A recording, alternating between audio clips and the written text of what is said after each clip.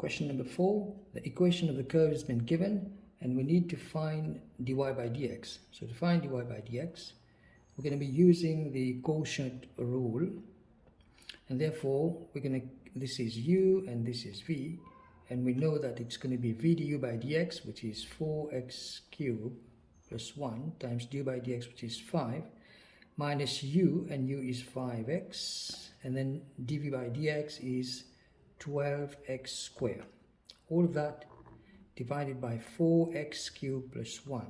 Now dy by dx, if you were to simplify all of that, you should be able to reach 5 minus 40x cubed divided by 4x cubed plus 1. So this is done, and now we need to find the x-coordinate of the stationary point. So we're going to equate dy by dx to 0, and then you come up with this equation, which turns out to be then the cube root of 5 over 40, which is 1 over 8, and this turns out to be 1 over 2. So first part of the question. Now for the second part, we need to find the shaded area by using two intervals. If we use two intervals, this is going to be equal to 2. And of course, if you replace x is equal to 1, you want to find the y value here. So when x is equal to 1, you'll have y is equal to 5 times 1 divided by 4 times 1 to the cube plus 1, which turns out to be then 1. Okay, so if you've got x is equal to 2, then y is going to be 5 times 2 over 4 times 2 to the cube plus 1, turns out to be 0.303. X is equal to 3, y is going to be equal to 5 times 3 divided by 4 times 3 to the cube plus 1, and this is then 0.138.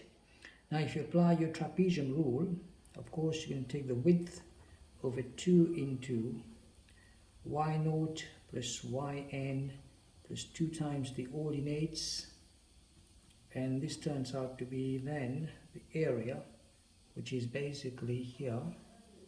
A is equal to the width, which is 1 divided by 2 then, and then in brackets you got y1 plus y2, which is 1 plus 0.138, yy plus yn, that's the first height, and the last height, plus 2 times the second height. Second height was 0.303. If you do all that calculation, you should be able to get half times 1.744, and this is 0.8722. You were told to give the answer to two significant figures, and therefore here we are. That's the answer to 2SF.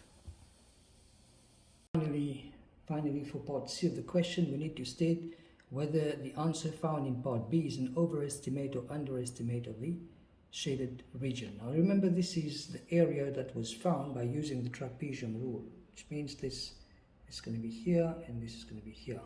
So we found the area with the trapezium rule, and therefore this trapezium has this slight side here above the curve, therefore it was an overestimate. If you were to integrate this, you'll get an area which is less than the area that you found by trapezium rule. Therefore it's an overestimate. And what is the reason is that trapezium tops are all above the curve. Here we are, done.